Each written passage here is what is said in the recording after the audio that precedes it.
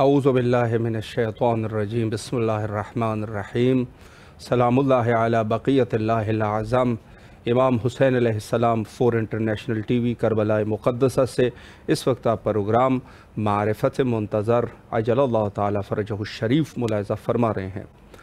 आज के इस प्रोग्राम में हमारी गुफ्तगू का सिलसिला इमामत के उन्वान से होगा। चूँकि अगर हम गौर करें तो महदवियत एक मुश्तरका टॉपिक है। इस पे उलमाए अहले तसन्नु ने भी अपनी राय पेश की है। अहदीस से उन्होंने यही कहा कि महदवियत जो है ये मियाँ बिलमिया है, 100% है। इसमें कोई शक नहीं कि आखिरी ज़माने में एक शख्सियत ज़हूर करेंगे और पूरी दुनिया को अदल इंसाफ से भर देंगे, जो हमारे पास भी मौजूद है। और हमारे उलमाए किराम जो है वो तो ज़ाहिर सी बात है कि इसको अपना असास मज़हब का समझते हैं। लेकिन बहरहाल जहाँ तक ताल्लुक़ है उलमाए अहले तसन्नुन का, तो उन्होंने भी अपनी राय पेश की है। लेकिन जहाँ इख्तिलाफ़ात है, असल इख्तिलाफ़ कहाँ पे है? इख्तिलाफ़ यह है कि वहाँ पर भी इत्तेफ़ाक़न इमाम मेहदी का लफ्ज़ इस्तेमाल हुआ, उनके अहादीस में भी कि इमाम मेहदी। लेकिन बात यहाँ है कि क्या वो उनको उस माने में इमाम मानते हैं जिस माने में हम इमाम मानते हैं? जवाब आएगा कि नहीं। उनके पास इमामत का सिलसिला ही नहीं है, ख़त्म हो चुका है। यानी बाद रसूलुल्लाह जो है, अल्लाह की तरफ से कोई खलीफा उनके पास मौजूद नहीं है।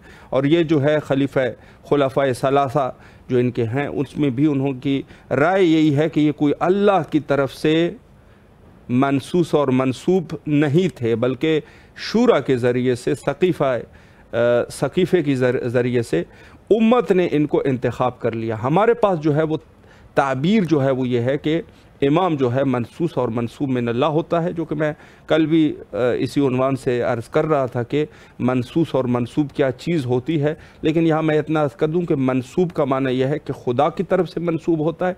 मनसूस ये है कि जो अब पहले वाली हुज्जत होती है उनकी तरफ से एक नस भी मौजूद हो, ख़बर भी मौजूद हो, यानी उन्होंने पहले से बता दिया हो। मसलन हज़रत रसालत माब सल्लल्लाहु अलैहि वालैहि ने अपनी ज़िंदगी में ही बता दिया था कि मेरे बाद जो मेरा खलीफ़ा है, हुज्जत खुदा है, वो हज़रत अमीर मोमिनान अलैहिस्सलातु वस्सलाम है। तो इसी उन्वान से ये सिलसिला पहले से भी रहा कि पैगंबर भी इसी तरीके से, जो पहले वाले पैगंबर थे वो आने वाले पैगंबर की जो हुज्जत खुदा हुआ करती थी उनका ऐलान कर देते थे। इसको कहते हैं मनसूस। तो मनसूब और मनसूस की यहाँ पर बात जो है वो वाज़े हो गई।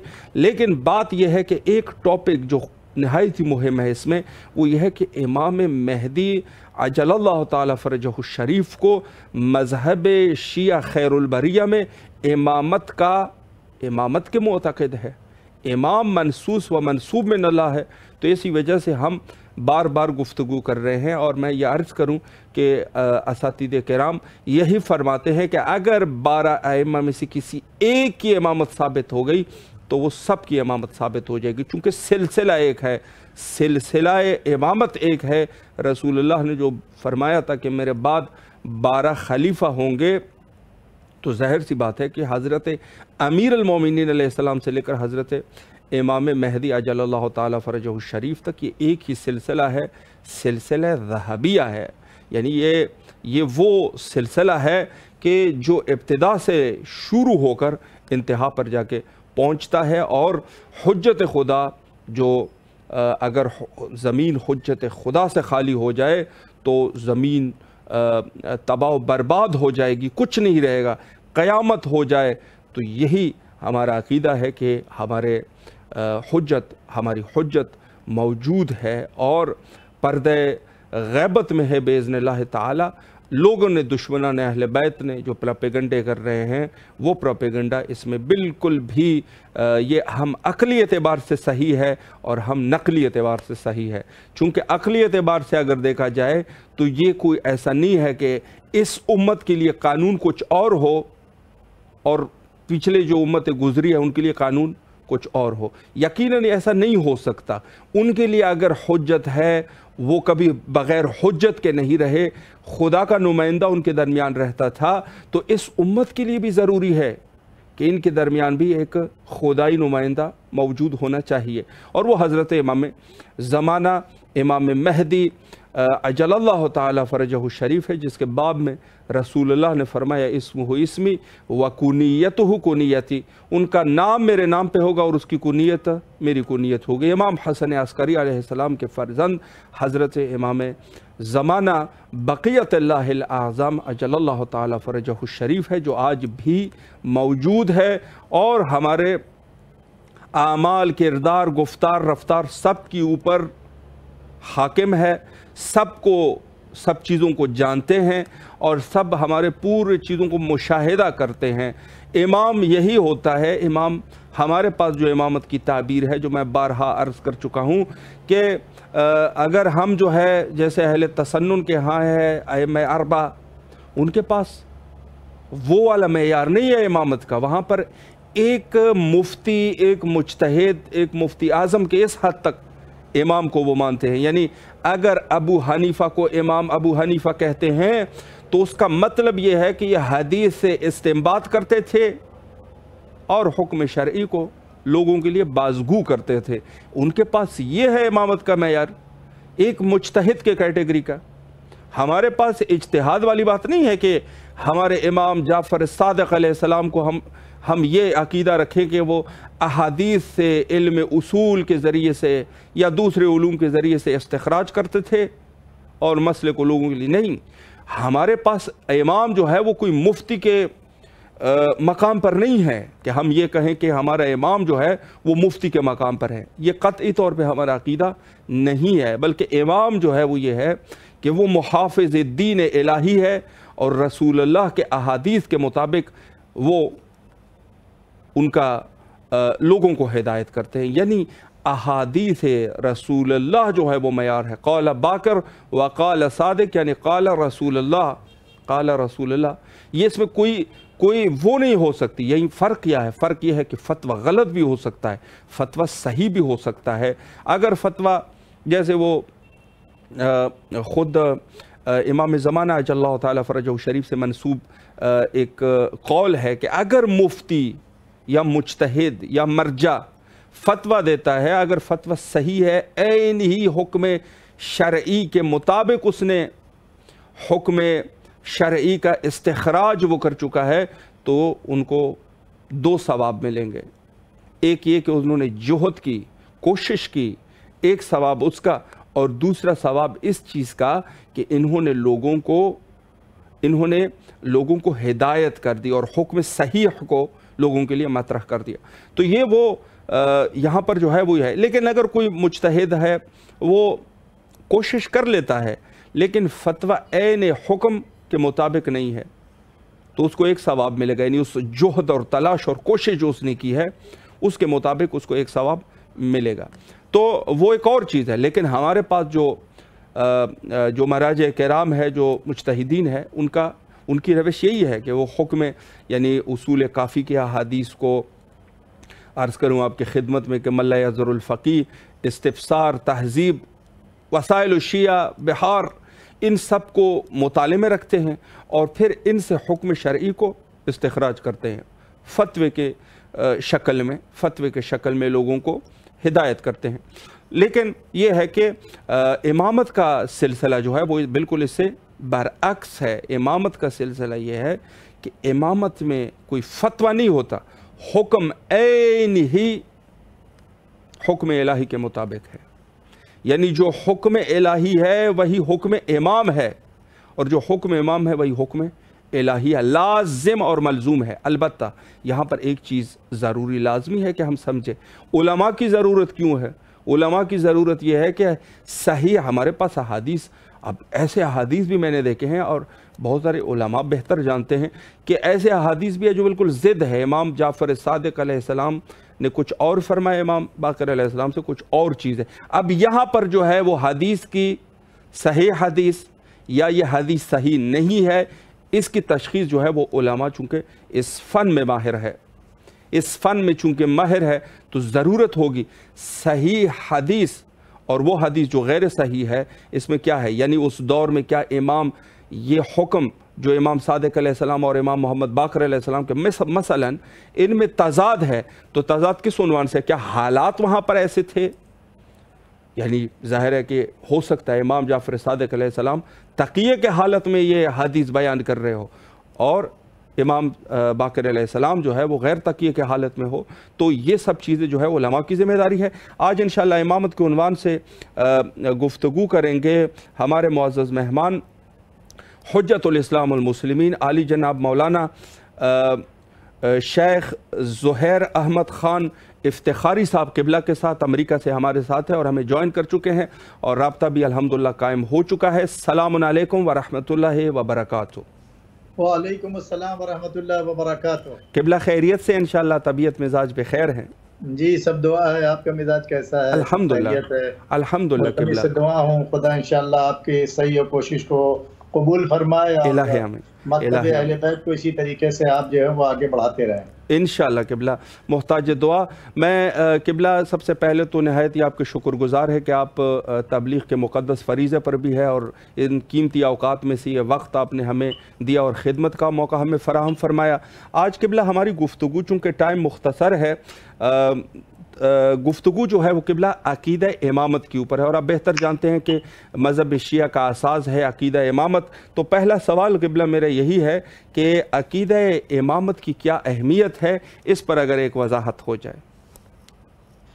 دیکھیے ہمارے یہاں بسم اللہ الرحمن الرحیم، میں اس وقت آپ کے سامنے جو ہے وہ المہدی فاؤنڈیشن اور المہدی سینٹر بروکلن نیو یارک سے آج جو ہے وہ 1 نومبر کو آپ سے بات کر رہا ہوں۔ جی جی جی، میں یہاں پر تبلیغات کے سلسلے میں آیا تھا اور یہ بھی ایک تبلیغ کا کام ہے کہ جو میں آپ کے سامنے انجام دینے کے لیے حاضر ہوا ہوں۔ بے شک مولانا۔ دیکھیے عقیدے کا معاملہ یہ ہے کہ دیکھیے پیغمبر اسلام نے اپنی مرضی سے نہیں بلکہ پیغمبر اسلام نے حکم الہی کے مطابق جو ہے وہ 12 اماموں کو غدیر کے میدان میں اور اس سے پہلے بھی اعلان کر دیا تھا کہ ہمارے پہلے جانشین جو ہے وہ علی بن ابی طالب ہوں گے اور دوسرے امام حسن اور تیسرے امام حسین، اور اس طریقے سے آپ نے 12 اماموں کے نام جو ہے وہ باقاعدہ طور پر جو ہے وہ امت کو بتائے تھے اور یہ حکم خدا کے مطابق آپ نے اعلان کیا، اپنی مرضی اور اپنے منشے سے نہیں، بلکہ پیغمبر اسلام نے علی کے اندر اور اہل بیت کے اندر تمام صلاحیتیں تھی اور جو عصمت جو طہارت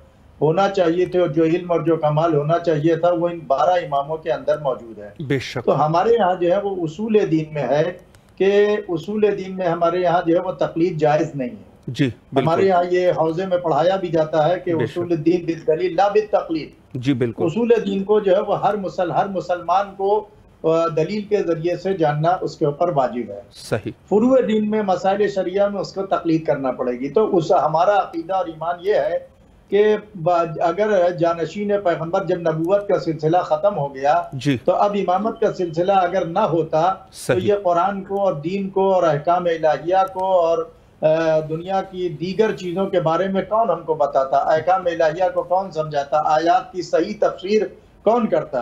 بالکل۔ مسلمانوں میں آپ دیکھ لیجئے کہ ایک آیت کے مقابلے میں کوئی تفسیر کوئی کچھ بیان کرتا ہے، کوئی کچھ بیان کرتا ہے، کوئی کچھ ہے۔ تو ایک ایسی شخصیت ہونا چاہیے کہ جس کو علم پیغمبر کا پوری طریقے سے اس کے پاس وراثت ہو اور وہ جانشین پیغمبر ہو اور عدالت کے ساتھ، شجاعت کے ساتھ، بہادری کے ساتھ، بغیر کسی لالچ کے اور بغیر کسی جو ہے وہ خوف کے احکام الہیہ کو بندوں تک جو ہے وہ خدا کے بندوں تک اور مسلمانوں تک پہنچا سکے۔ بے شک۔ اور اگر کوئی غیر مسلم بھی اگر کوئی آ کر سوال کرے تو اس کو جو ہے وہ منتقل کر، اس کو جو ہے وہ قانع کر سکے۔ دیکھیں امامت کی تعریف ہمارے یہاں تو وہی ہے کہ جو پیغمبر کا جانشین برحق ہو۔ بے شک۔ علی کے بعد جو ہے وہ اس کے بعد ایک امام آتا رہے گا۔ اب رہ گیا کہ امامت کی تعریف اسی لیے جو ہے وہ علماء اہل سنت میں غالباً غزالی نے بہت ہی جامع اور مانع تعریف کی ہے۔ اس نے صاف صاف کہا ہے کہ امام اس کو کہتے ہیں احتیاج الیہ الکل۔ امام اس کو کہتے ہیں کہ جس کا سارا زمانہ محتاج ہو، واستغنا ہو عن الکل، اور وہ سارے زمانے سے اور ہر چیز سے بے نیاز ہو۔ دلیل انہ امام الکل، یہی دلیل ہے کہ وہ سارے زمانے کا امام ہے۔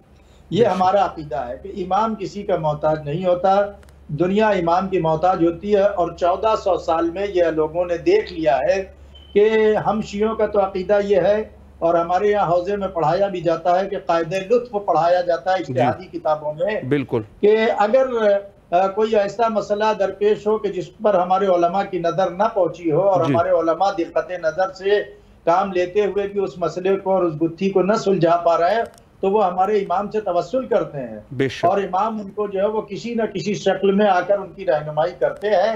سابق میں علماء علامہ ہلی وغیرہ کا واقعہ آپ جانتے ہیں کہ جب ایک فتویٰ بتا دیا تھا، ایک عورت جو ہے وہ انتقال کر گئی تھی، بچہ اس کے پیٹ میں تھا اور تو علامہ ہلی سے پوچھا، علامہ ہلی نے کہا کہ اس کو دفن کر دو، لیکن جو ہے وہ چند ہی منٹ کے بعد جو ہے وہ علامہ ہلی پھر آتے ہوئے دکھائی دیے تو انہوں نے کہا علامہ ہلی نے کہ بھائی وہ مسئلہ میں نے اشتباہ کیا تھا، وہ بچہ پیٹ میں جو ہے وہ زندہ ہے، اس کو پیٹ چاک کر کے آپریشن کر کے بچے کو نکال لو۔ پھر وہ بچہ جو ہے وہ نکال لیا گیا اور وہ بچہ جب کچھ دن کے بعد جب پل بڑھ کر جوان بڑا ہوا تو پھر علامہ ہلی سے کسی مجلس میں لوگوں نے اس کا تعارف کرایا کہ یہ وہ بچہ ہے کہ جس کی ماں مر گئی تھی اور یہ بچہ پیٹ میں ماں کے زندہ تھا، آپ نے فرمایا تھا کہ اس کو دفن کر دو اس کی ماں کو، لیکن پھر آپ نے آ کے کچھ دیر چند ہی منٹ کے بعد آپ نے بتایا کہ ماں بچہ زندہ ہے، پیٹ چاک کر کے بچے کو نکال لو، بعد میں پیٹ کو سی کے اور اس کے بعد غسل و کفن کر کے جنازہ دفن کر دو، تو یہ وہی بچہ ہے۔ تو علامہ ہلی فکر پڑ گئے، سوچ میں آپ پڑ گئے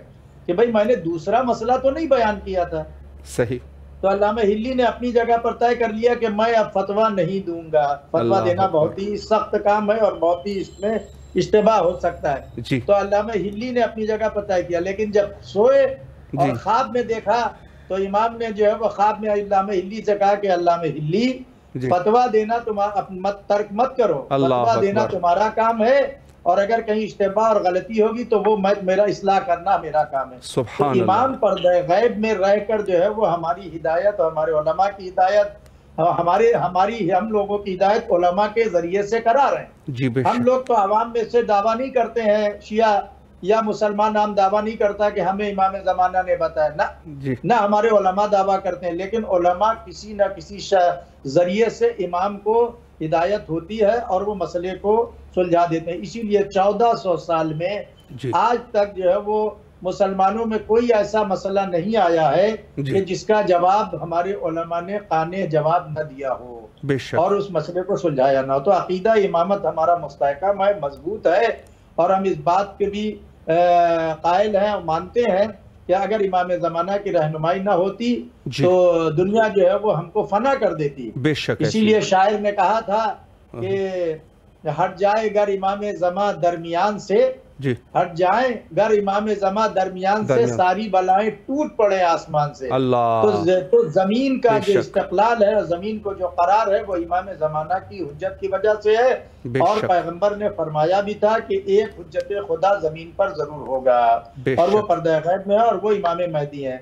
اس کے لیے جو ہے ہمارے علماء اہل سنت میں جو ہے وہ زہری نے امام سجاد سے روایت کی ہے، اس کو عرف الوردی فی اخبار المہدی میں عالم اہل سنت نے لکھا ہے کہ امام سجاد نے زہری نے کہا کہ ہم سے امام سجاد نے بیان کیا، امام سجاد نے اپنے والد سے اور امام حسین نے جناب فاطمہ زہرا سے سلام اللہ علیہا سے فرمایا کہ فاطمہ زہرا نے فرمایا کہ بابا نے مجھ سے فرمایا تھا کہ فاطمہ مہدی جو ہے وہ میں تم کو مہدی کی بشارت دیتا ہوں، وہ تمہاری نسل سے ہوں گے۔ تو یہ علماء اہل سنت نے لکھا ہے، بے شک، اور بقیہ علماء نے بھی جو ہے وہ لکھا ہے۔ قرآن کے اندر جو ہے وہ سورہ انبیاء میں آیت نمبر 105 میں پروردگار نے کہا فرمایا ہے کہ وَلَقَدْ كَتَبْنَا فِي الزَّبُورِ مِن بَعْدِ الذِّكْرِ أَنَّ الْأَرْضَ يَرِثُهَا عِبَادِيَ الصَّالِحُونَ۔ یہ قرآن کی آیت ہے کہ ہم نے توریت موسیٰ کے بعد داؤد کی زبور میں بھی ہم نے اس کا ذکر کر دیا ہے، اور اس سے مراد جو ہے وہ صاحب ینابع المعدد بلخی قندوزی نے ان کی کتاب جو استنبول کا چھاپا ہے اس میں لکھا ہے کہ اس سے مراد امام مہدی ہیں اور وہ آئیں گے اور آنے کے بعد حکومت قائم کریں گے اور عدل و انصاف کی حکومت جو ہے وہ قائم ہوگی۔ اس کے علاوہ جو ہے وہ آپ ابو الحسن عابری کی روایت ہے، ابو الحسن عابری نے بھی جو ہے وہ فرمایا ہے کہ پیغمبر نے فرمایا تھا اس کو سوائق محرقہ میں سوائق محرقہ میں ابن حجر مکی نے جو ہے وہ تحریر کیا ہے، صحیح، کہ انہوں نے پیغمبر نے فرمایا کہ وہ ظہور کریں گے اور وہ کیا کہتے ہیں ظلم کو اور ناانصافی کو دنیا سے ختم کریں گے اور وہ حکومت قائم کریں گے، ان کی آمد عیسیٰ کی آمد ہوگی اور عیسیٰ آئیں گے اور آنے کے بعد باقاعدہ عیسیٰ جو ہے وہ ان کے کی واپسی کے بعد عیسیٰ جو ہے وہ ان کے پیچھے جب نماز کا وقت ہوگا تو مہدی نماز پڑھائیں گے اور عیسیٰ ان کے پیچھے نماز پڑھیں گے. سبحان تو اللہ. اس طریقے سے ہمارے یہاں ایک دو نہیں کہ کئی جو ہے وہ علماء اہل سنت نے باقاعدہ ہمارے علماء نے کتابیں تحریر کر دی ہیں. ایران میں فقیہ ایمانی صاحب نے غالباً کتاب تحریر کی ہے عربی میں، امام المہدی عند اہل سنت. جی جی. اس میں باقاعدہ جو علماء اہل سنت نے جو امام مہدی سے متعلق بیان کیا ان روایات کو نقل کیا ہے. سنیوں کی بہت بڑی کتاب ہے، 18 جلدوں میں ہے، بیروت کی چھپی ہوئی، کنز العمال. متقی ہندی جو ہندوستان جونپور کے رہنے والے تھے، انہوں نے اپنی 18 جلدوں میں چھپی، اس میں باقاعدہ امام زمانہ کا ذکر کیا ہے. اور ان کی ایک کتاب ہے البرہان فی علامات مہدی آخر الزمان، جو 400 سال پرانی کتاب ہے، اور ایران میں ہندوستان کی سب سے پرانی کتاب آستانہ قدس رضوی نے شائع کیا ہے. اس میں باقاعدہ جو ہے علامات ظہور جو ہے وہ لکھی ہے. تو کوئی انکار نہیں کر سکتا ہے. اب یہ کہ کچھ لوگ کہتے ہیں کہ جب کہتے ہیں کہ کوئی آئے گا اور آنے کے بعد وہ منجی بشریت ہوگا، وہ دنیا کو دنیا سے ظلم کو مٹائے گا، دنیا میں عدل و انصاف قائم کرے گا، ایک بہترین حکومت جو ہے وہ عدل و انصاف پر مبنی قائم ہوگی. تو بھائی امام جب آئیں گے تو کہاں سے آئیں گے؟ جی بالکل. بھائی ان کے باپ کا نام بتائیے کہ وہ کہاں کب کون باپ ہے جو پیدا کہ جس کے ہاں پیدا ہوں گے. تو ہمارا عقیدہ اور ایمان تو یہ کہ امام پیدا ہو چکے ہیں. بے شک. وہ پہلے غیبت صغریٰ میں تھے، اب غیبت کبریٰ میں. جب حکم الہی ہوگا تو وہ جو ہے وہ دنیا کے سامنے آئیں گے. انتظار اہل سنت بھی کر رہے ہیں لیکن تھوڑا سا، لیکن ان روایات کو اگر وہ مانیں اور تسلیم کریں تو 1 منٹ کا ٹائم ہے کتابوں میں موجود ہے. جی آخری 1 منٹ کا ٹائم ہے قبلہ، بسم اللہ.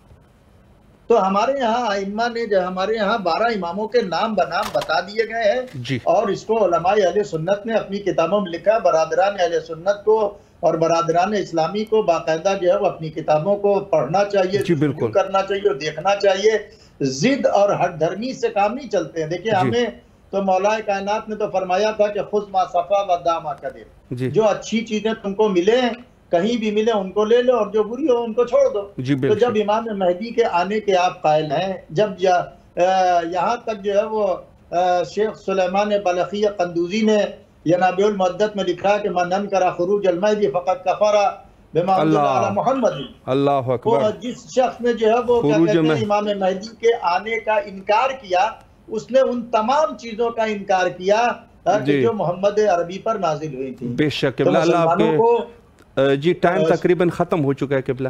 بس آخری ایک بہرحال میں خدا حافظ کرتا ہوں اور دعا کرتا ہوں اس کے انشاءاللہ. اللہ آپ کو سلامت رکھے، اللہ آپ کے توفیقات خیر میں اضافہ فرمائے. انشاءاللہ کسی اور وقت بھی آپ کے حاضر خدمت رہیں گے.